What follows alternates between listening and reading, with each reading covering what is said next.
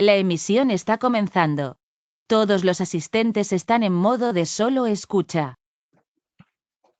Hola, muy buenas tardes a todos. Soy Jaime Beltrán, coordinador de proyectos de la Fundación Gabo.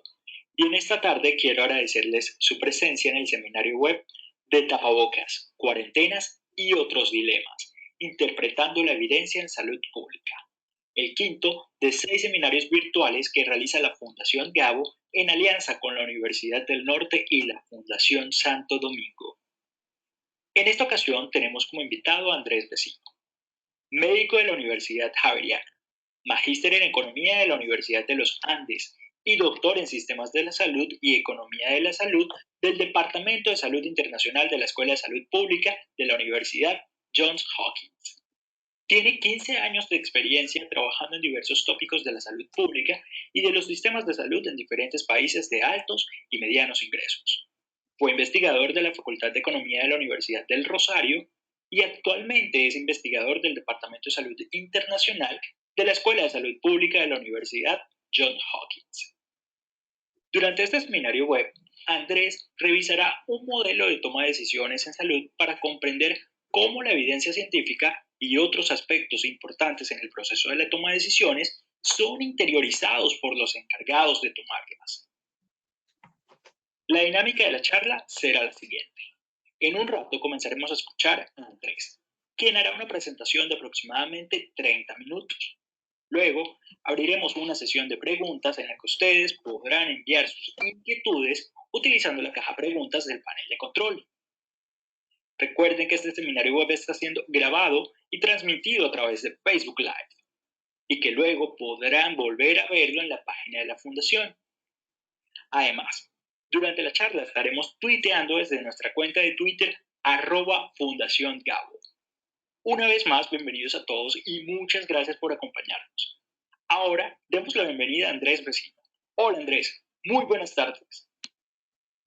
Hola, buenas tardes a todos. Es un placer estar acá. Muchas gracias por tomar su tiempo para estar en este seminario.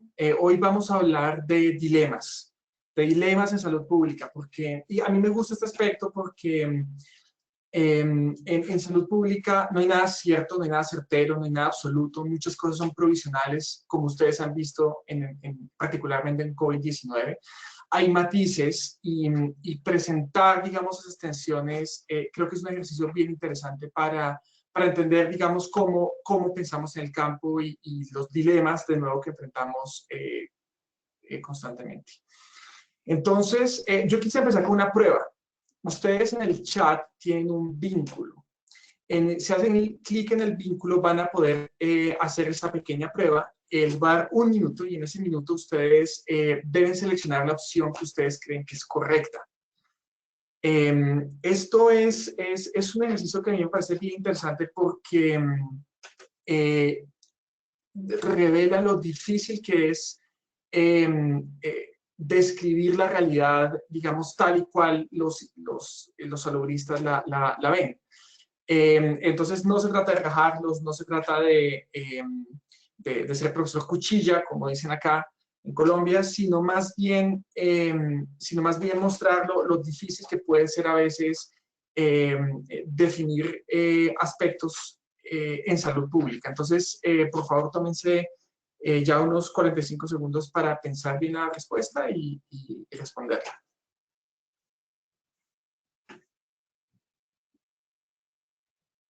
Como pueden ver, una de las preguntas es: múltiples estudios experimentales han demostrado que el tabaco causa cáncer de pulmón. La otra es: múltiples estudios han demostrado que el frío causa influenza.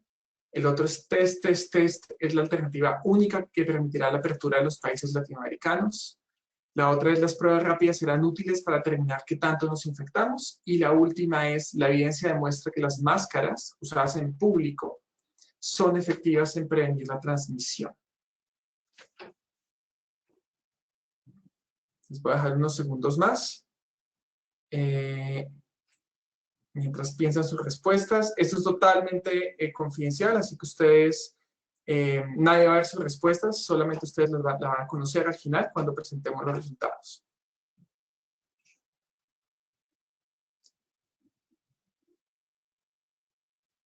Muy bien. Entonces, continuemos. Solo puede responder una vez. Continuemos entonces. Y digamos que parte de la idea de este seminario es hablar sobre los problemas de la traducción de la evidencia en general y particularmente para tomar las decisiones. La toma de decisiones de política no funciona igual que la medicina basada en la evidencia. Eso es algo que sabemos. La medicina basada en la evidencia tiene un impacto directo en la práctica a nivel individual, ¿no? Cuando ustedes prueban un medicamento específico, ustedes o prescriben un medicamento específico, tienen una evidencia que soporta la utilización del medicamento o no. Cuando se toman decisiones de política en lo que se conoce como política basada en la evidencia, esto es diferente porque hay otras consideraciones que van más allá de la evidencia que son fundamentales cuando se toman decisiones a nivel poblacional. En este caso son, por ejemplo, consideraciones de presupuesto, equidad, incertidumbre, capacidad instalada, información disponible que tenemos o no, las competencias legales de quienes toman las decisiones, aversión al riesgo, los valores de la sociedad, ¿no? Y cuando se toman decisiones de política basadas en la evidencia, hay que pensar en la función de bienestar general, no en la individual. Y esa diferencia, ese proceso de toma de decisión es lo que crea un abismo de alguna manera entre la medicina basada en la evidencia, que es lo que ustedes están viendo todo el tiempo en los medios, el nuevo medicamento, la vacuna o el medicamento que no funciona, las diferentes estrategias de distanciamiento, a nivel individual, en sus efectos a nivel individual y todas las otras decisiones, digamos, con un impacto más amplio. Y esto, digamos, que dificulta esa traducción de la evidencia porque los estudios no siempre van a conducir a decisiones en salud, incluso teniendo en cuenta solamente el aspecto técnico. Hay otros aspectos, por ejemplo, por supuesto, que hacen parte de ese proceso de decisión, pero solamente teniendo en cuenta el aspecto técnico, no necesariamente los estudios siempre se van a reflejar en la toma de decisiones a nivel poblacional. Y por supuesto, eso es, digamos, una barrera que existe, ¿no? Esa transición. La otra barrera que existe es en la lectura misma de la evidencia. Para periodistas, pero también para quienes no conocen un campo específico, hay otras restricciones también muy conocidas. Una es el tiempo, ¿no? En el caso de los periodistas, que ustedes están en un ritmo mucho más agitado del que están los investigadores normalmente. Recursos, por ejemplo, el acceso a revistas científicas, el lenguaje, que puede ser técnico, o a veces es el idioma. A mí mismo me pasa cuando estoy leyendo literatura de otras áreas o en idiomas que no conozco, es difícil saber lo que dicen. Y los límites de palabras, ¿no? Digamos, las limitaciones de espacio que los periodistas tienen dificultan a veces la posibilidad de mostrar los matices, digamos, de la información que se está presentando. Entonces, yo aquí voy a hablar de 4 temas fundamentales que creo que son importantes. Hay muchos más en la toma de decisiones, pero creo que estos son fundamentales. El primero es sobre la evidencia y cuándo la evidencia es sugestiva de causalidad. Esto yo sé que ustedes lo han visto en seminarios anteriores, simplemente quiero cimentar un par de ideas grandes al respecto y mostrarles un ejemplo. Las diferencias entre efectividad y eficacia, los problemas en la implementación, ese es uno de esos grandes abismos que existen entre tener estudios e implementarlos. Y un aspecto digamos, de comunicación al final. Yo no voy a hablar de comunicación con ustedes, todos ustedes son mucho más expertos que yo en comunicación. Simplemente unos puntos esenciales sobre cómo comunicar el riesgo que tienen que ser, digamos, que son bien establecidos, digamos, en salud pública cuando se comunican situaciones como la que vivimos hoy en día. Entonces, yo quisiera empezar por estos criterios de causalidad, ¿no? Para que vean que para sugerir causalidad se requieren todos estos 9 criterios, digamos, tomando lugar y siendo, digamos, relevantes cuando ustedes describen el efecto que un medicamento tiene, por ejemplo, causal en mejorar los síntomas de una enfermedad o reducir la mortalidad, en el caso del COVID, por ejemplo. Y el hecho de que existan todos esos criterios creo que dimensiona la importancia de que la causalidad es mucho más que un estudio, ¿no? Entonces, unos criterios es la fuerza de asociación. ¿Qué tan importante es la fuerza estadística? Y que esa fuerza estadística es sistemática y va más allá del azar. Pero eso es solo un criterio. La congruencia entre diferentes observadores, lugares, tiempos, circunstancias, es decir, que el estudio que se está haciendo en Wuhan es consistente con lo que se ve en Italia, consistente con lo que se ve en Brasil, en Colombia o en Panamá. La especificidad de las causas. Si yo cojo un grupo poblacional específico que creo que se beneficiaría más por mi mecanismo causal teórico, efectivamente yo quiero ver que ese efecto efectivo, digamos, se materializa en el estudio que estoy haciendo. La temporalidad. Por supuesto, las causas van antes de las consecuencias temporalmente, y eso es, por supuesto, importante tener en cuenta. El gradiente biológico en la reacción dosis-respuesta. Es decir, si yo voy a decir el coronavirus produce neumonía típica, por ejemplo, puedo esperar que entre mayor exposición a carga viral, mayor carga viral reciba yo, que es el caso de los médicos que hacen intubaciones, razón por la cual usan máscaras N95, pues más enfermos se van a poner. Entonces, esa relación dosis-respuesta es importante para determinar causalidad. La plausibilidad biológica. Entonces, que diga que del conocimiento que tenemos de la biología, efectivamente estos factores sean causales. La coherencia con otros conocimientos. Si yo hoy miro la evidencia de otras disciplinas, yo quisiera ver que esas otras disciplinas, de hecho, tienen una aproximación similar a la que yo tengo y tienen conceptos y resultados similares. Evidencia experimental. Cuando hay evidencia experimental es una maravilla poder hacer experimentos, no siempre se puede, para determinar la causalidad. Y finalmente, la analogía con otras relaciones causales. Si, por ejemplo, yo voy a decir que el coronavirus produce reducción del olfato, como ustedes pueden haber visto, yo quisiera ver, por ejemplo, que otros coronavirus producen reducción del olfato o otros virus producen reducción del olfato. Entonces, esto es para que vean la complejidad que implica simplemente determinar causalidad y que va más allá de un estudio específico. Y es por eso que en salud pública nosotros decimos que la causalidad solo puede ser determinada a través del cuerpo de la evidencia consistente de evidencia científica de calidad. Es un cuerpo de evidencia, no es solamente un estudio. Un estudio, por muy bueno que sea, no puede determinar ninguna causalidad. Muchas ciencias sociales tienen el problema de lo que conocen como problemas de replicabilidad. Se hace un experimento en un laboratorio, determinan una relación y después van a hacerlo en otro y resulta que no es replicable. Entonces nosotros confiamos mucho en ese cuerpo de la evidencia, en esos múltiples estudios de diferentes sitios, diferentes personas, en diferentes subpoblaciones que llegan a un mismo punto, a una convergencia. Esto es algo muy importante. Por ejemplo, ustedes lo han escuchado en el caso del tabaquismo, el cáncer de pulmón, y era una de las preguntas del examen. No existen estudios experimentales acerca del efecto del tabaquismo en cáncer de pulmón, pero tenemos un cuerpo de evidencia de estudios observacionales enorme, 50 años de evidencia acumulada sobre la relación entre el tabaquismo y el cáncer de pulmón, y es tan fuerte ese cuerpo de evidencia que incluso sin evidencia experimental, que no es ni necesaria ni suficiente para determinar causalidad, podemos decir con confianza que el tabaquismo causa cáncer de pulmón, así como otras condiciones.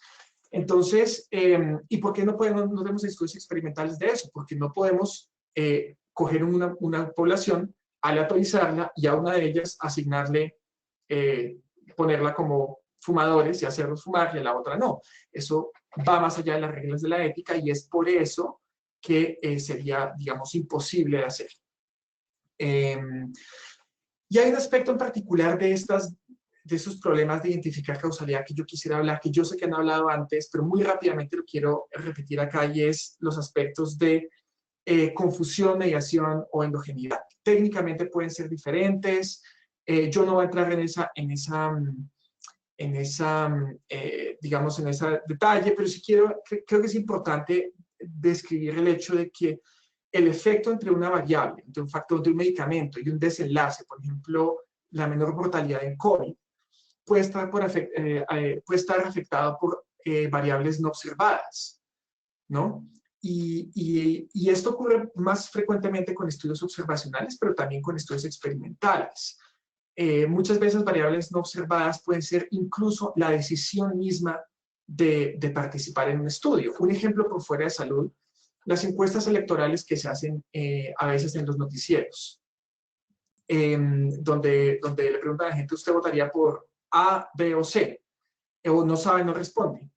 El hecho mismo de ir a la página del noticiero y votar hace que el perfil de persona que se selecciona para votar es un tipo de persona específico. De pronto alguien que quiere expresar su opinión. De pronto alguien que tiene percepciones muy negativas sobre todos los candidatos o muy positivas sobre uno, por ejemplo. Eso no representa la población general. Entonces, el hecho mismo de decidir es una variable que no estamos observando, no estamos controlando, y eso lleva a que confundamos los análisis. Un ejemplo también más acercado a este tema son la relación entre el clima y las enfermedades respiratorias. Y ustedes pueden haber escuchado todo esto de que el calor podría frenar el COVID-19. En la gráfica a la izquierda lo que ustedes ven es que los picos respiratorios se dan en el hemisferio norte, se dan en el invierno, entre noviembre y marzo. Entonces tenemos evidencia, tenemos un gráfico. Los gráficos son muy buenos para ver cosas, no tan buenos para determinar causalidad. Y con esto ustedes pueden decir casi que concluyentemente, el frío produce enfermedades respiratorias. Por eso fue que se hizo toda esta discusión acerca de si el calor y la temperatura podían reducir el impacto del COVID. Y realmente lo que ocurre acá es que hay un factor que no se está observando en esa relación, y es la distancia social. Con bajas temperaturas o en época de lluvia en nuestros países sin estaciones, lo que vemos es que la gente se tiende a conglomerar más. La gente tiende a estar más cerca, la gente tiende a estar en zonas donde hay calefacción, por ejemplo, o zonas cubiertas de la lluvia.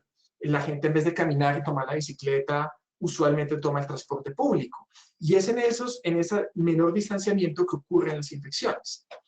Que hay estudios que sugieran que existe una plausibilidad biológica y una relación con respecto al frío y una probabilidad mayor de infectarse, los hay, discutibles. Pero eso no puede negar la gran carga que tiene el hecho de que hay una variable que no estamos observando que determina que el frío pueda incrementar el riesgo de infección.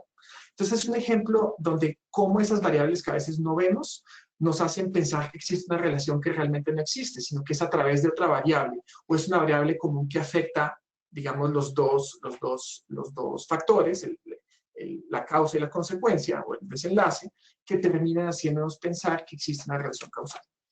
Otro aspecto es la efectividad versus la eficacia. Entonces, para definirlo muy bien, la eficacia es el efecto que tiene un factor, pues un medicamento, en un desenlace en salud bajo condiciones controladas, experimentales. El otro es la efectividad, que es el efecto que tiene un factor, pues el mismo medicamento, en un desenlace en salud, pero en condiciones reales. Ustedes pueden haber escuchado, por ejemplo, de la planificación familiar. Entonces, se sabe que la eficacia de los preservativos es del 98%. Pero cuando ustedes van y miran poblacionalmente la efectividad, ya en el mundo real, baja al 85%. ¿Por qué? Por mal uso. Y esa diferencia es fundamental, porque eso puede hacer toda la diferencia entre implementar o no implementar una intervención, incluso si en los estudios de eficacia son positivos. Esto, por ejemplo, yo no sé si ustedes vieron, ayer había un tweet sobre, no he visto más que eso, el Departamento de Defensa de Israel hizo un medicamento basado en anticuerpos monoclonales para combatir el COVID, y decía que decía efectivo, de hecho, si no estoy mal. Realmente, hasta donde tengo entendido, ese estudio es un estudio in vitro. Como es un estudio in vitro, es eficaz quizás. Eso no quiere decir que sirva cuando se aplica a una persona, porque cuando se aplica a una persona, muchas cosas cambian, las características de la persona, la vía de administración, la biología de la persona, la dosis necesaria. Entonces, hay tantas cosas que cambian que un factor que es eficaz no necesariamente es efectivo. Y esto ocurrió con el caso de las máscaras. Este es un estudio, y vi otros en lo que se llaman preprints, que son artículos no revisados por pares, que es el proceso usual de la ciencia, Este artículo, digamos, que está en Nature sobre la eficacia del uso de máscaras. Y lo que ustedes ven en los dos paneles, el panel de la mitad, en los paneles que están en la derecha, es que la distribución de las partículas virales es menor cuando se usa máscara. ¿Sí? Entonces, lo que esto dice es que las partículas virales van menos lejos cuando se utiliza una máscara. Y en eso, entonces, todo lo que podemos concluir es que las máscaras son eficaces, ¿cierto? Si esos virus, esas partículas virales que se ven, digamos que se lanzan, es suficiente carga viral para causar una infección, o si esos virus están vivos, no lo sabemos. Ellos simplemente midieron la carga de material genético del virus y con y sin máscara. Y acá hay otro estudio, pero este estudio es de efectividad. Entonces, este estudio me parece muy interesante. Es un estudio que muestra que hace una revisión sistemática de diferentes intervenciones físicas para reducir el contagio de virus respiratorios y encontraron que las máscaras reducen a la mitad o más la probabilidad de infectarse, pero en una población específica, personal de salud. Entonces, es por eso que ustedes probablemente han visto médicos, enfermeras, terapistas respiratorios en hospitales hace años ya siempre llevando máscaras. Entonces, con esta evidencia, ¿es suficiente para decir que son eficaces? Sí, parece el estudio de efectividad mostrar que es eficaz. ¿Es esto suficiente para decir que son efectivas en personas de salud? Parece que sí, parece que son efectivas en personas de salud. ¿Esto quiere decir que las máscaras son efectivas a nivel poblacional? No sabemos, porque el personal de salud se expone a una carga viral mucho mayor que la población general.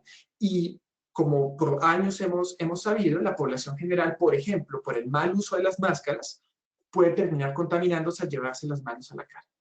Entonces, en esa evaluación de riesgo es que uno ve cómo un estudio de eficacia puede finalmente no ser efectivo a nivel poblacional. Y eso revela las dificultades que existen en tomar decisiones, digamos, a ese nivel. Tercer aspecto, implementación. Todos ustedes han escuchado este mensaje de la OMS sobre hacer pruebas, pruebas y pruebas. Y por supuesto necesitamos pruebas. Pero de la idea teórica de generar pruebas hasta la idea de implementarlas hay un gran paso. Y lo que sabemos es que la cadena global de suministro de pruebas está restringida. Los países que producen esas pruebas han restringido sus importaciones para poder concentrar los reactivos y los kits dentro de sus países. Para hacer pruebas, por ejemplo, particularmente las de PCR, las moleculares, se necesita personal capacitado, con equipo de protección personal que pueda tomar la prueba a la persona. Y no solo eso, tienen que empacar y embalar las pruebas, a veces llevarlas en avión a los laboratorios. Los laboratorios tienen que tener niveles de bioseguridad específicos, con cámaras de flujo laminar, presión negativa, una serie de características de seguridad que no son fáciles de tener. Corea del Sur las tiene porque, entre otras cosas, ellos implementaron esto hace muchos años, cuando enfrentaron el SARS en el 2001 y cuando enfrentaron el MERS en el 2007. Pero nosotros, pues, en nuestros países latinoamericanos nos hemos concentrado en hacer buenos laboratorios para enfermedades transmitidas por vectores, malaria, chikungunya, zika, dengue, y realmente nuestras capacidades no estaban tan bien montadas para estos virus respiratorios porque realmente no hemos tenido, digamos, mucha exposición. Entonces, en 4 meses a todos los países les ha tocado crear una infraestructura enorme para crear estas pruebas. En cuanto a las pruebas, y aquí, digamos, lo que estoy tratando de revelar es esa dificultad en implementar las pruebas que, en teoría, sabemos que son muy positivas. Hay 2 tipos de pruebas. Unas pruebas son las pruebas moleculares, son las de PCR, en la que la muestra, la forma como la muestra es obtenida puede afectar la sensibilidad. Ya les voy a explicar qué es la sensibilidad. Y los test de anticuerpos, que digamos que básicamente lo que son es una muestra de sangre que revela que existe una respuesta inmune, no necesariamente protectora, hacia el virus. Y entonces eso me permite saber que la persona tuvo o tiene el virus dependiendo del tipo de anticuerpo. Estas pruebas tienen problemas, ambas. La PCR es el gold estándar, como lo llamamos, es realmente muy buena en condiciones ideales. Pero si la persona toma la prueba en un sitio lejano, rural, la prueba no la mantienen bien, no la embalan bien, cuando la mandan hay problemas, hay retrasos, es posible que el material genético del virus se dañe y entonces no pueda ser detectado. Por otro lado, es posible que la prueba PCR detecte material genético, pero no necesariamente virus vivos. Y esa, digamos, es otra discusión que se está teniendo actualmente. Con los test de anticuerpos son muy buenos, tenemos test de anticuerpos para muchas cosas, entre ellos VIH. Los test normales de VIH son test de anticuerpos. Pero como ha ocurrido tan poco tiempo, todavía no están validados y la OMS no los ha validado para su uso ni en clínica ni a nivel poblacional. Y entonces, con estas pruebas, simplemente estamos, y muchas personas están hablando de pruebas, pero no estamos hablando de qué hacemos con las pruebas. Y más allá de las pruebas, lo importante es rastrear a los contactos. Es que una vez sabemos que alguien es positivo, mirar con quién estuvo los últimos 14 días y rastrear hasta el último contacto. Hay un webinar muy interesante del exministro de Salud de Liberia durante la crisis de ébola, donde él describe cómo fue de importante el rastreo agresivo al 100% de los contactos de cada caso para poder aislarlos, cuidarlos y de esa manera evitar que la enfermedad se expandiera. Y fue así como se controló el brote de ébola que hubo el año pasado. Entonces el rastreo de contactos es fundamental, incluso más importante que las pruebas, aunque las pruebas son una parte importante de esto. Entonces, esto es una invitación para todos para que preguntemos más acerca del rastreo de contactos y no nos quedemos con las pruebas, porque las pruebas generan una sensación de seguridad, pero la pregunta es qué estamos haciendo con esos resultados. Y es por eso que a mí esta idea de las pruebas masivas nunca me ha sonado mucho, porque las pruebas masivas es un concepto poco definido. Ustedes miran Alemania, Corea del Sur, el porcentaje de la población que ha tenido pruebas es extremadamente pequeño con respecto a la población general. Lo importante de estas pruebas es poder dirigirlas, porque son escasas, hacia quienes con más probabilidad van a ser positivos. Personal de salud, personas que están en la calle, en el transporte, contactos de otras personas, poblaciones vulnerables. Esas son las personas que deberían realmente recibir estas pruebas. Y eso nos lleva a todos los problemas que ustedes probablemente han escuchado, yo voy a terminar pronto, sobre sensibilidad y especificidad. Las sensibilidades, digamos, de las pruebas, las sensibilidades de todos los enfermos, ¿cuántos son positivos? Si una prueba tiene 90% de sensibilidad, quiere decir que de 100 enfermos detecta 90, y los otros 10 no los detectan. Son falsos negativos. En la especificidad, lo que se mira es el porcentaje de sanos que la prueba determina como negativos. Entonces, de 100% personas sanas, si tienen 95% de especificidad, quiere decir que 95 las cataloga como sanas y a 5 las cataloga como falsos positivos. Muchas veces hay una tensión entre estas dos características, entre la sensibilidad y la especificidad. Entonces, a veces se usan sensibilidades para, o test altamente sensibles para algunas condiciones, para tamizar, para evaluar a la población más amplia, y después pruebas más específicas para confirmar. Esto se hace mucho, por ejemplo, en VIH. En VIH se utiliza la prueba de ELISA para evaluar a una persona y después se le hace confirmaciones de carga viral. En sífilis, por ejemplo, se hace una prueba llamada BDRL, pero después, porque hay otras condiciones que pueden producir BDRL positivo, como enfermedades autoinmunes, se le hace una prueba confirmatoria a través de otra prueba que se llama RTR. Entonces, así es como se juega normalmente con las pruebas, con la sensibilidad y la especificidad de las pruebas. Y finalmente, último punto, quería hablarles muy rápidamente sobre comunicación de riesgo. Como les dije antes, yo no voy a hablarles a ustedes de comunicación porque ustedes saben mucho más que yo. Simplemente hay unos aspectos importantes que hay que tener en cuenta, especialmente para aquellos que manejan comunicaciones de tomadores de decisiones. Lo primero es que los tomadores de decisiones deben mostrar, uno, competencia, esta idea de que pueden lidiar con el problema.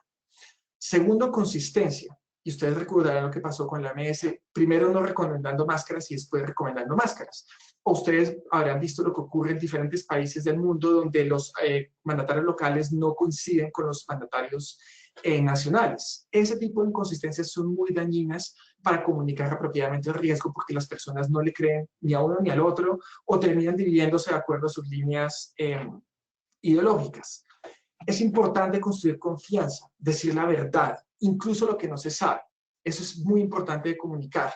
Y a veces los tomadores de decisiones en estos ámbitos de alta presión no están dispuestos a admitir sus dudas, ¿no? Que es tan importante.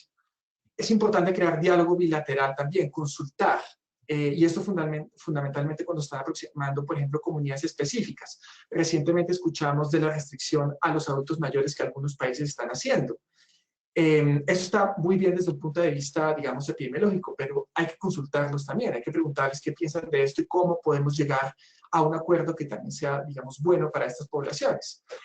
Y finalmente, proveer información que sea útil, que sea aplicable, que la gente sepa cómo actuar. Yo creo que el caso del lavado de manos ha sido una maravilla. El lavado de manos, junto con las vacunas, son las intervenciones más costo efectivas que nos hemos inventado en salud. Y el hecho de poder impulsar comunicación acerca de la importancia del lavado de manos creo que es fundamental. Si ustedes van a la grabación de esta sesión, van a poder ver estos 3 vínculos. Yo les recomiendo revisar estos vínculos porque son vínculos que digamos que todo el tiempo se están actualizando y son muy útiles para conocer evidencia nueva acerca de COVID y sobre otras circunstancias en salud. Y finalmente voy a sacar la pantalla completa para ver los resultados de sus respuestas. Entonces, vamos a ver. Creo que debo estar compartiendo en este momento el resultado. Ustedes ven que la respuesta correcta es: las pruebas rápidas serán útiles para determinar qué tanto nos infectamos. Serán. Era una pregunta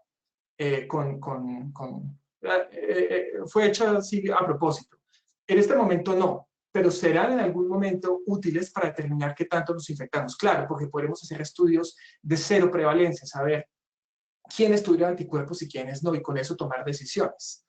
La mayoría me dijo, múltiples estudios experimentales han demostrado el tabaco causa cáncer en pulmón.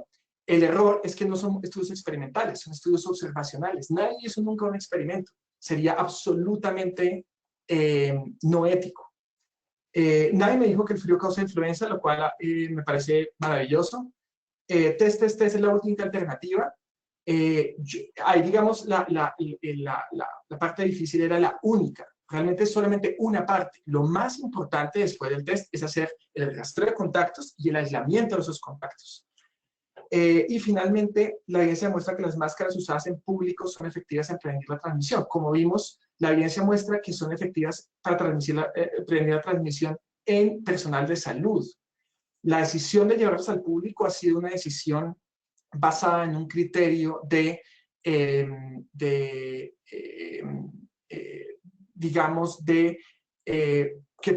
dado que potencialmente pueden ser beneficiosas, es mejor recomendarlas. Eso no quiere decir que tengamos evidencia que todavía soporte esa recomendación. Estamos haciendo recomendaciones antes de tener la evidencia concreta para el caso concreto. Entonces ahí, digamos, la parte clave era público, porque realmente sabemos que funciona en personal de salud, no tenemos evidencia que muestre efectividad de que funciona en público. Entonces, yo con eso los dejo. Así que, pues creo que podemos abrirnos a preguntas. Ok. Tenemos una primera pregunta que la hace Ulises García de Prensa Animal de la Ciudad de México. Él dice, desde su punto de vista, la OMS tiene que evolucionar a otro tipo de institución con mayores parámetros de rigidez y desde su punto de vista, ¿cuáles países han realizado el rastreo de contactos?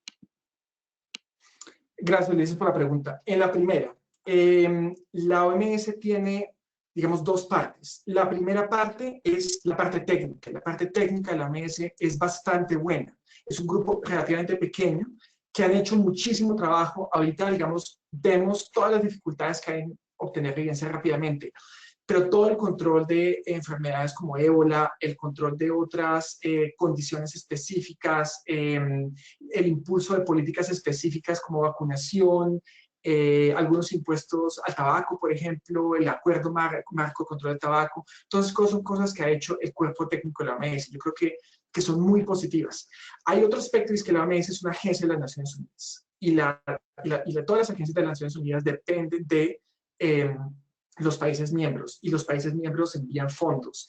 Y ahí se crea un aspecto, digamos, diferente, una economía política que nosotros quisiéramos, y yo creo que la mesa hace un esfuerzo por que no sea afectado, pero pues inevitablemente hay aspectos en los que puede ser. Y es ahí, digamos, donde el público percibe que la OMS, digamos, tiene sus problemas. Estoy de acuerdo que como todas las instituciones tienen que evolucionar, es absolutamente cierto, pero yo creo que a veces a la OMS no le damos el crédito que se merece, para ser honesto.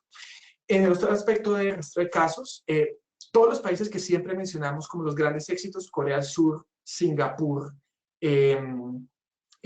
Alemania, todos ellos hacen rastreo agresivo de los contactos, además de las pruebas. Y eso es justamente lo que a mí realmente me sorprende, y es que no siempre nos enfocamos en las pruebas que hacen y no en el aspecto fundamental que es el rastreo de contactos.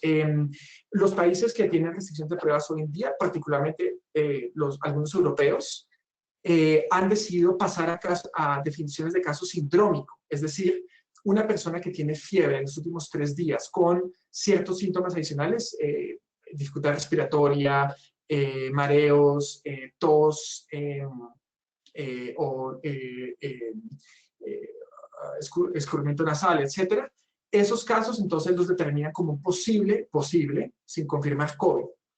Y entonces lo que tratan de hacer es hacerle rastreo de contactos a esa persona, independientemente si la persona tiene COVID o si tiene cualquier otro virus normal.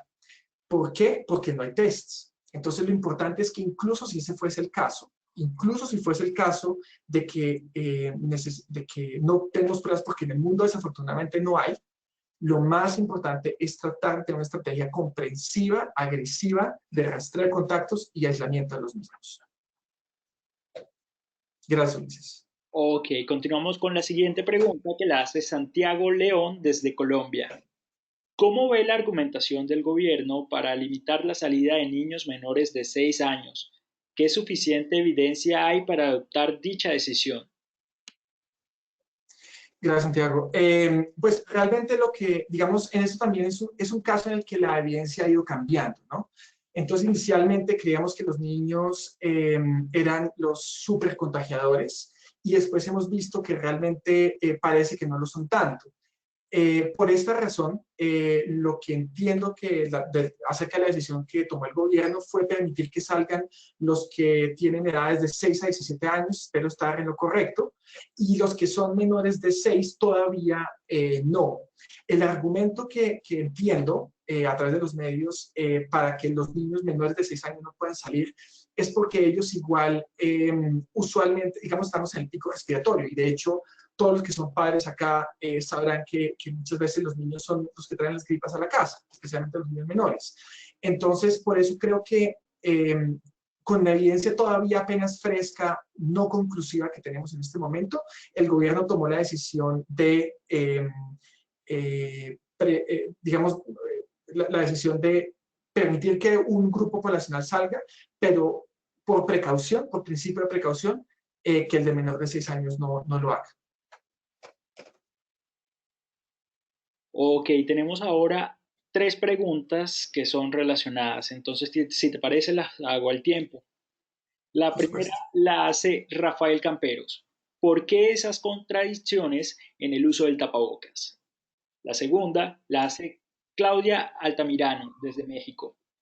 ¿Es posible saber qué porcentaje o nivel de gotículas de saliva y secreciones nasales alcanzan a traspasar la tela de un cubrebocas simple?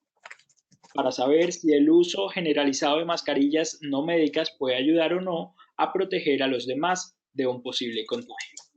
Y la tercera pregunta la hace Irineo Pérez, también desde México, y dice, ¿Qué tan efectivas resultan los cubrebocas elaborados artesanalmente para prevenir la COVID-19?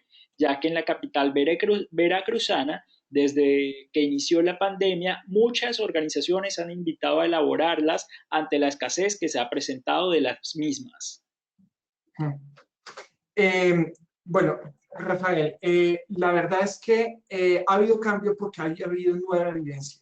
Digamos, han salido otros estudios de eficacia y porque ha habido un cambio de paradigma. Inicialmente, el llamado a no usar máscaras era porque había un potencial de presión de máscaras para el personal de salud, que son quienes más lo necesitan, porque más expuestos están.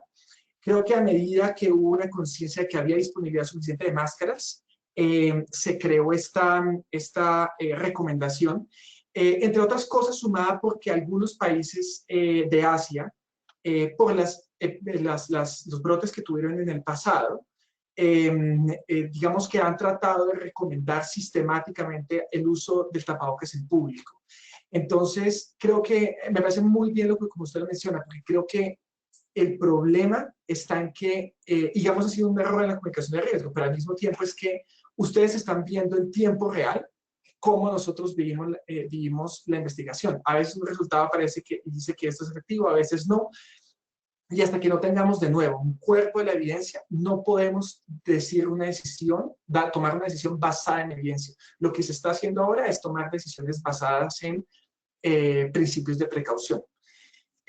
Claudia, en cuanto al calibre, creo que esos estudios de eficacia, les recomiendo ver de nuevo el artículo, creo que describen esto. La idea es que inicialmente se creía que el virus puede estar suspendido en el aire, en gotículas extremadamente pequeñas, entonces podían pasar los poros de la máscara. Después se empezó a concluir que de pronto no, de pronto las partículas son más pesadas y las partículas más grandes se quedan con gotas de saliva más grandes que no viajan mucho y que por tanto pueden ser retenidas por el tapabocas. Entonces es por eso que se recomendaron, digamos, estas máscaras, para evitar que sea, digamos, que si yo estuviese infectado, yo le propague a otras personas la infección y disperse el virus. Entonces, en teoría, si contiene las grandes gotas de saliva, en teoría debería funcionar. Y de nuevo, en teoría, no tenemos un cuerpo de evidencia que demuestre que esto es efectivo en el público general. Y Linneo, en cuanto a las máscaras, pues realmente las máscaras quirúrgicas lo que hacen es evitar los fluidos, para eso fueron hechas. Entonces, de la misma manera como evitan los fluidos que caigan en la cara, por eso se usan en salud en general, pues también se trata de que eviten fluidos que una persona puede expeler. En esa medida, si las máscaras de tela pueden cumplir ese rol fundamental, estaría bien. Aquí nadie está esperando que estas máscaras eviten la salida del virus solo, sino que eviten la salida de las grandes gotas. Por eso es que las máscaras N95 no son recomendadas. Algunas máscaras N95, por ejemplo, tienen filtros. Esos filtros permiten la salida y no la entrada. Esas máscaras son costosas. Deberían ser solamente para personal de salud en circunstancias específicas, si están en salas de COVID o si están haciendo procedimientos, digamos, invasivos como broncoscopias o intubaciones que requieren este tipo de máscaras. Y realmente no hay ninguna evidencia de que generen un beneficio adicional para la población general. Si ustedes hacen un mercado con la N95, probablemente les va a dar exactamente la misma hacerla con cualquier otro. Además, la otra cosa, perdón, es que las máscaras N95 tienen una vida útil. Entonces, después de que la vida útil se acaba, ya no tienen la misma utilidad. Por eso es que tienen que ser usadas en los digamos, por personal que lo requiere, personal altamente expuesto. Miguel. Ok, ahora continuamos con una pregunta que nos hace Carmen Martínez desde República Dominicana. Ella dice, en República Dominicana no se ofrecen las estadísticas por edad de los casos. Se nos hace difícil acceder a la de los niños. ¿Cuál es el impacto de manejar estos números de los menores de edad y la mejor forma de comunicarlo a la audiencia? Es un punto bien importante, Carmen. Realmente, primero debería poder, digamos, en términos de comunicación de riesgo es fundamental, digamos, la transparencia acerca de estos aspectos. A veces simplemente el gobierno no lo pueden hacer porque no tienen las capacidades para mostrar sus datos, pero es bien importante porque permite conocer qué tantos casos se encuentran en niños. El asunto es que en nuestro contexto actual, en el cual no tenemos casi pruebas, y los casos confirmados se confirman con pruebas, lo que estamos haciendo es haciendo pruebas a los más sintomáticos, y los niños parecen ser menos sintomáticos. Entonces, si los niños son menos sintomáticos, hay menos probabilidad de que les hagamos pruebas. Entonces, tanto como los adultos, pero no les hacemos pruebas porque simplemente no parecen enfermos. Y en cambio sí se las hacemos a los mayores porque sí parecen enfermos. Ahí es donde las pruebas tienen un rol importante. El asunto de nuevo es que en este momento en particular, donde tenemos restricción de recursos, restricción de pruebas, tenemos que usarlas de la forma más racional para tratar de mejorar la salud de la mayor cantidad de gente posible. Pero es un gran punto, porque esa falta de determinación en ese aspecto específico es lo que nos ha llevado a pensar que los niños primero se infectaban, después que si se infectan, en algún momento se dijo que se infectaban más. Entonces realmente esa oscilación en la evidencia es generada por la falta de pruebas en niños, desafortunadamente. Ok, continuamos ahora con una pregunta que nos llega desde Argentina. La hace Nicolo Yarte del diario El Litoral de Santa Fe. La pregunta ¿es factible que los países del continente definan políticas comunes ante la pandemia? Los países, perdón, regionales, o sea, en una misma región. Pues se refiere al continente, él escribe desde Argentina. Ya. Nicolás, esa es una excelente pregunta. Entre otras cosas porque existen mecanismos internacionales que se podrían activar para estas circunstancias, y creo que como los países están poniendo tanta atención a lo que está ocurriendo adentro, no le estamos prestando atención a cómo coordinamos la respuesta con otros países. Yo soy de Colombia y a mí me preocupa muchísimo lo que está ocurriendo en una ciudad en el Amazonas, que es Leticia, porque esa es una zona que tiene, digamos, zona de frontera con Brasil y con Perú. Y estas zonas de frontera no se pueden tratar de ninguna otra manera que integralmente con unos mecanismos de coordinación regional, así como lo hemos hecho en todo el continente con los aspectos de seguridad.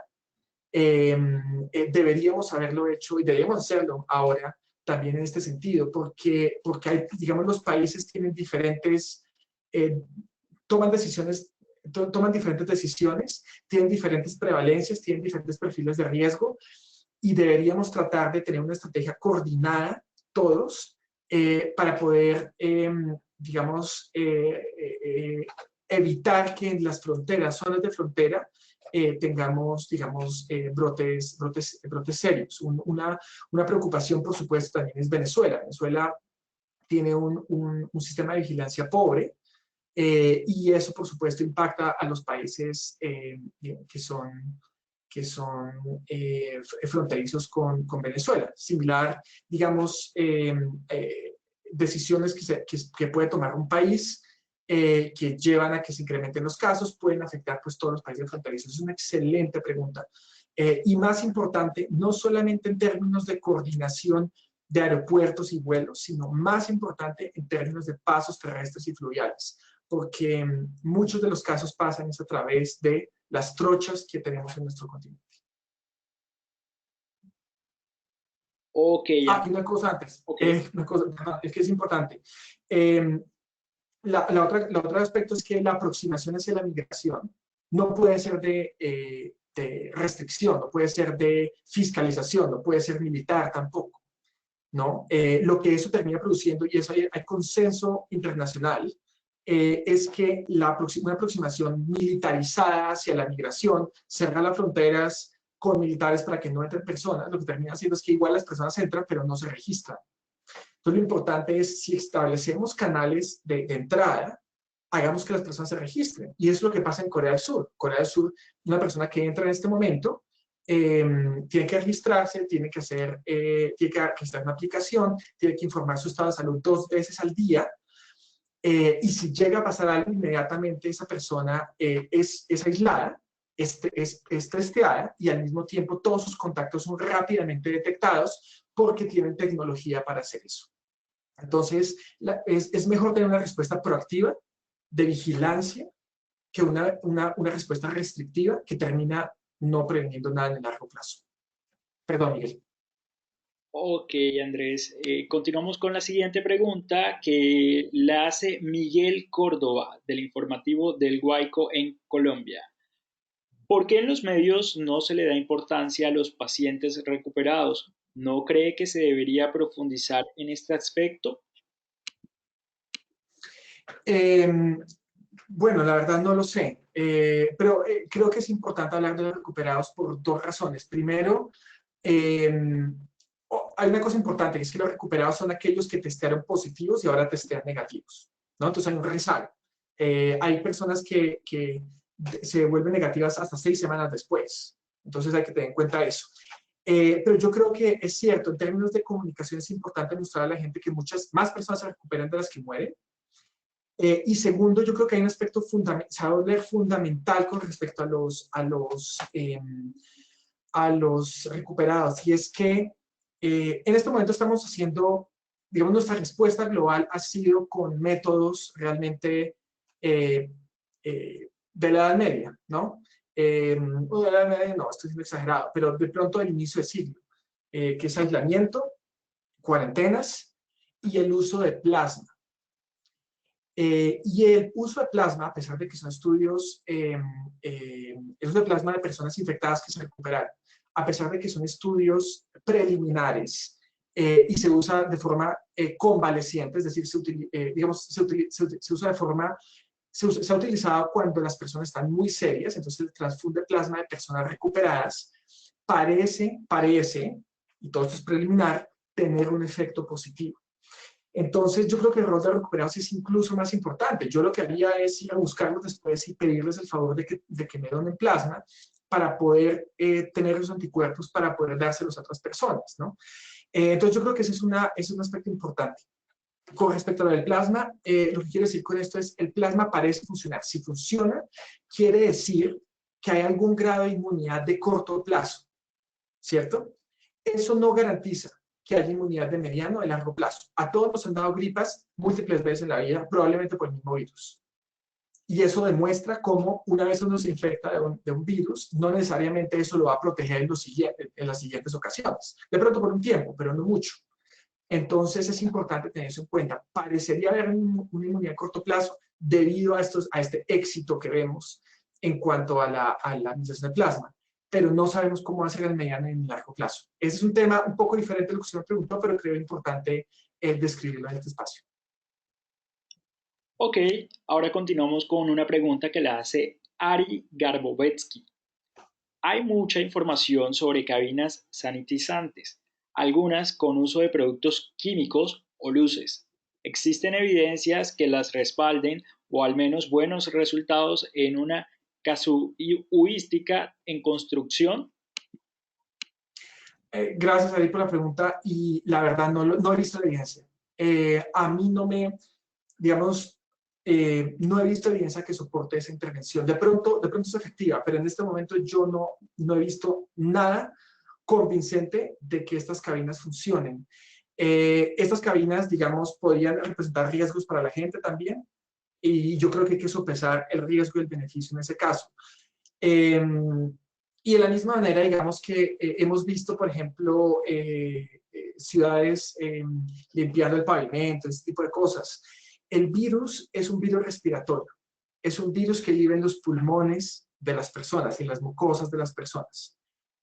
El virus no vive en el asfalto, el virus no vive en cualquier otro lugar, al menos no por un largo periodo de tiempo. Hay estudios que se han hecho de eficacia o digamos, experimental, de laboratorio, para llamar mejor, que muestran que sobrevive cierto tiempo, ciertas superficies, a cierta temperatura. Puede ser. pero realmente no tenemos evidencia, digamos, de que la gente se pueda infectar por el asfalto o porque está, digamos, el virus un largo periodo de tiempo en la superficie. Entonces creo que hay que ser cuidadoso con eso. El virus viaja con los humanos y lo que ha demostrado hasta ahora efectividad es el distanciamiento social de otros humanos. Yo creo que por eso algunas medidas que se han recomendado, por ejemplo, permitir que las personas puedan salir a la calle en grupos familiares, es decir, con el grupo nuclear con el que yo vivo, yo creo que está bien, y yo creo que está bien por una razón. Yo siempre he dicho que las restricciones son un capital, es algo que uno tiene y que se deprecia entre más lo use. Es como una máquina, como un computador. Entre más lo use uno, más lo deprecia, más lo daña. Y yo creo que las restricciones uno tiene que usarlas cuando realmente las necesita. Entonces ahorita las usamos, casi todo el continente las usó para tratar de suprimir, está perfecto. Pero yo creo que los seres humanos necesitamos también salir, necesitamos sacar a los niños. Y yo creo que, digamos, en países europeos lo que han hecho es permitir que la gente salga en su núcleo familiar, salgan a hacer deporte, que salgan al parque. No tienen que hablar con otra gente, pero es importante entender que, digamos, que hay que permitirle a la gente adaptarse a este fenómeno tan complicado. Y para permitirle adaptarse a la gente hay que tratar de minimizar la infección al máximo posible, hacerla lo menos posible, pero al mismo tiempo también ser permisivo acerca de las libertades de las personas. Yo creo que entre más restrictivos somos, más daños nos hacemos en el largo plazo. Okay. Y un ejemplo de eso son, ustedes lo van a ver, en países de Latinoamérica que han sido muy restrictivos, tan restrictivos que hoy en día, por ejemplo, han afectado a las cadenas de distribución y hay cosas que no se encuentran en el supermercado. Ese es un ejemplo de cómo, digamos, hay que encontrar el balance, el sweet spot, como le dicen en inglés, a ese balance entre restringir mucho y entre permitir máxima movilidad. Ok, Andrés, continuamos entonces ahora con la pregunta que nos hace Claudia Altamirano desde México. ¿Los asintomáticos lo son siempre o solo por el periodo de 15 días establecido para detectar síntomas? ¿Y el asintomático Excelente puede pregunta. contagiar en el periodo en el que no presenta síntomas? Suena obvio, pero nuestro gobierno ha dicho que no. Hay dos cosas ahí. Yo creo que es una excelente pregunta porque hay discusión. Hay un grupo que es asintomático y es asintomático todo el tiempo. Ese grupo no es tan grande. Digamos, inicialmente yo vi una cifra que era 80, después bajó a 15. Entonces, la verdad no es tan grande. Hay otra que son los sintomáticos, algunos sintomáticos leves, otros más graves, que requieren hospitalización, otros que incluso necesitan cuidado intensivo. Todos, al parecer, todos, tanto asintomáticos como sintomáticos, pueden transmitir el virus durante el periodo presintomático. Son cosas diferentes. Entonces, asintomático transmite presintomático y también y también, digamos, el resto del tiempo. Es presintomático todo el tiempo, de alguna manera. El sintomático puede transmitir el virus en el periodo presintomático también. Y esa es la razón por la que se recomendaron las máscaras. Yo puedo estar perfectamente aquí, pero tener COVID. Entonces, uso una máscara para evitar que, digamos, contaminar a otros. Esa fue la idea detrás del uso de máscaras. Pero realmente esa definición, yo creo que esos datos específicos, o sea, tenemos mucha información diferente, en este momento no tenemos total certeza al respecto. Pero lo que sí es cierto es que el COVID es una enfermedad más leve de lo que fue anteriormente el SARS, de lo que fue el MERS. El SARS tiene una letalidad del 10%, el MERS tiene una letalidad del 30%. Estos son otros coronavirus. Entonces, digamos, como se manifiesta menos, es más fácil que sea efectivo. Y una cosa que creo importante al respecto es que no es claro, hasta la última evidencia que yo he visto, no es claro si hay una relación entre el grado de síntomas y la carga viral que uno expele. O sea, no es del todo claro la última vez que yo vi, pero esto puede ser diferente o estar cambiando, que no es claro que las personas asintomáticas son igual de infectivas que las personas con síntomas o con síntomas serios. Entonces creo que ese es un aspecto también que se tiene que evaluar más adelante, pero desafortunadamente en estos meses de emergencia no vamos a tener una definición clara al respecto. Ok, Andrés, se nos acaba el tiempo. No sé si te parece, continuamos con dos preguntas más. Claro, por Vale. supuesto. Entonces la siguiente la hace Mauricio Gutiérrez, periodista independiente desde Pereira, Colombia. Él dice, en vista del subregistro de datos, la tasa de letalidad es casi un sofisma. ¿Qué utilidad actual, no posterior, tiene su medición? La letalidad, y si ustedes, yo supongo que Zulma habló de eso ayer, la letalidad es una cifra extremadamente difícil de conseguir. Y la letalidad solamente se va a conocer desafortunadamente al final de la epidemia, no antes. Entonces, ahorita estamos trabajando, todos son con datos preliminares. La letalidad es difícil por múltiples razones. Una de ellas es que, bueno, identificamos probablemente a todos o casi todos los muertos, el numerador, pero no identificamos el denominador. No sabemos cuántos infectados realmente hay. Entonces, hasta no tener esos estudios de seroprevalencia, la respuesta correcta en la prueba, no vamos a saber realmente cuántos de todos los infectados realmente murieron a causa del COVID. Entonces, realmente, digamos que hablar de letalidad, yo preferiría no hablar de letalidades en este momento porque son terriblemente móviles. Recuerden que si yo me infecto hoy, yo voy a tener síntomas en 5 a 7 días, en promedio me hospitalizan entre el día 16 al 20 y en promedio muero entre el día 18 al 20 y pico. Entonces, las personas que mueren hoy fueron infectadas probablemente 3 semanas antes. ¿Y cuál es el nivel o la población infectada en ese preciso momento del tiempo? Es muy difícil de determinar ahora. Entonces, es por eso que es tan difícil el asunto de la letalidad, y yo no recomiendo a ninguno de ustedes en el trabajo periodístico hablar de letalidad, porque, digamos, se exponen a que en este momento tengamos cifras que no son del todo precisas. Los epidemiólogos de enfermedades infecciosas hacen este trabajo muy bien y ellos usualmente, desafortunadamente, tienen que hacer estos cálculos solo hasta el final. Ok, Andrés, entonces, pues para finalizar te haré la última pregunta y la hace Miguel Montes desde Colombia.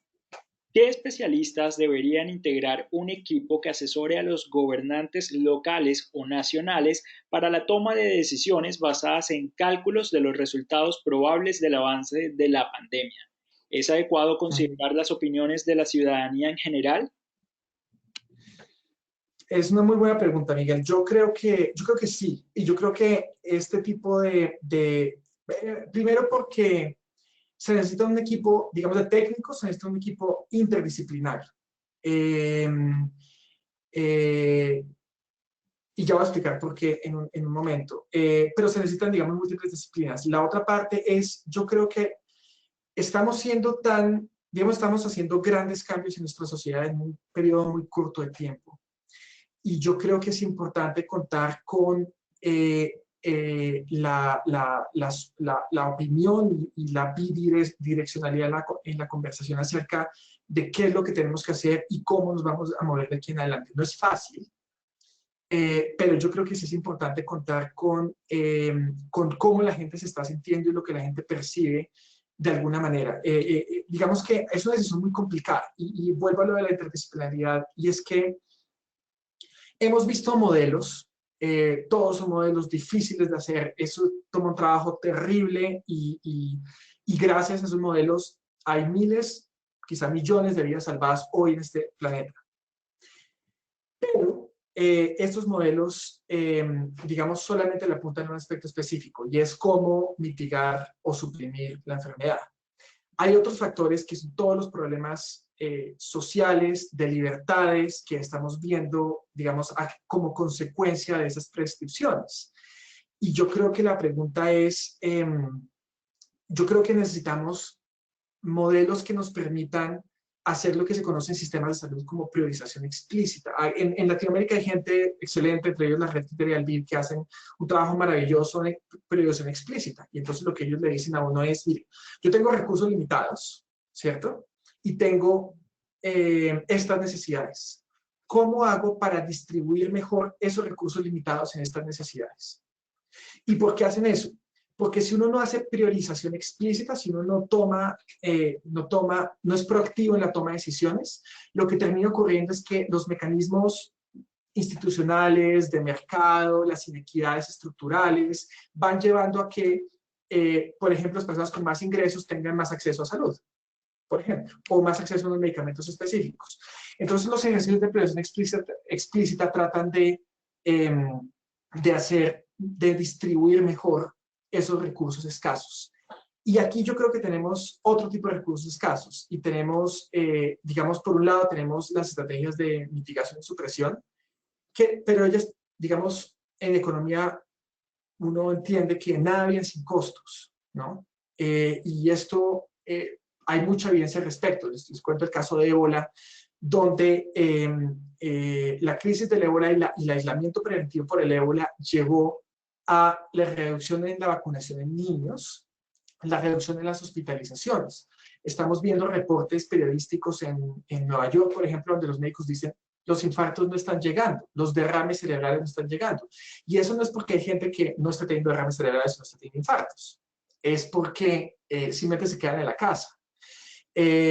Probablemente, si esto se extiende meses, vamos a empezar a ver casos de tumores, cánceres, que podrían haber sido diagnosticados tempranamente y no lo fueron, ¿no? Entonces, digamos que hay una serie, o diabetes descompensadas, por ejemplo. Digamos que es muy importante tener ese otro lado, el lado de los costos, no solo financieros, sino los costos sociales de las medidas que estamos tomando. Y con base en ellas, poder tener un mejor rastreo de lo que está ocurriendo y de cómo nosotros balanceamos esa balanza tan complicada. Finalmente, en este mismo punto, yo creo que es muy importante y no sé de ningún país, de pronto estoy equivocado, pero no sé de ningún país que esté rastreando las muertes por todas las causas. Porque la gente se muere de COVID, pero la gente también se muere de otras cosas, como los infartos que estoy mencionando. Entonces, yo no he visto indicadores de muertes de todas las causas. No sé cuántas personas en un determinado país mueren por COVID al día y cuántas mueren por otras causas. Y si esas muertes son mayores que en el mismo día del año anterior. Y este tipo de trabajo se llaman trabajos de exceso de mortalidad. Ustedes pueden recordar de pronto un ejemplo que fue muy conocido en el 2017 cuando el huracán María llegó a Puerto Rico. El presidente de Estados Unidos dijo que habían muerto solamente, creo que eran 60 personas directamente por el huracán. Y un equipo de la Universidad de George Washington hizo el estudio y encontró que el exceso de mortalidad eran 3.000 personas. O sea que muchas más personas habían muerto por otras causas. Porque, por ejemplo, no tenían luz, no tenían agua, no tenían acceso a servicios de salud, no habían podido ir por los medicamentos, este tipo de cosas. Entonces yo creo que un rastreo del exceso de mortalidad es fundamental en este momento. Y una indicación o una recomendación muy grande mía sería tener indicadores de exceso de mortalidad día a día para poder balancear, digamos, estas decisiones tan complicadas. Ok, Andrés, se nos agotó el tiempo. Muchísimas gracias por aceptar nuestra invitación y aclarar todas nuestras inquietudes. No, muchas gracias a ustedes. Gracias por su tiempo y espero que haya sido útil esta discusión. Claro que sí, muy útil para todos nosotros. Gracias también a todos los asistentes por habernos acompañado en esta actividad que es posible gracias a la alianza de la Fundación Gabo con la Universidad del Norte y la Fundación Santo Domingo. Los invito a que nos acompañen mañana jueves a las 11 a.m. en nuestro último seminario virtual de este ciclo, donde tendremos como invitado a Jorge Galindo, analista de Latinoamérica para el país de España. Pueden encontrar mayor información en www.fundaciongabo.org. Nos vemos mañana.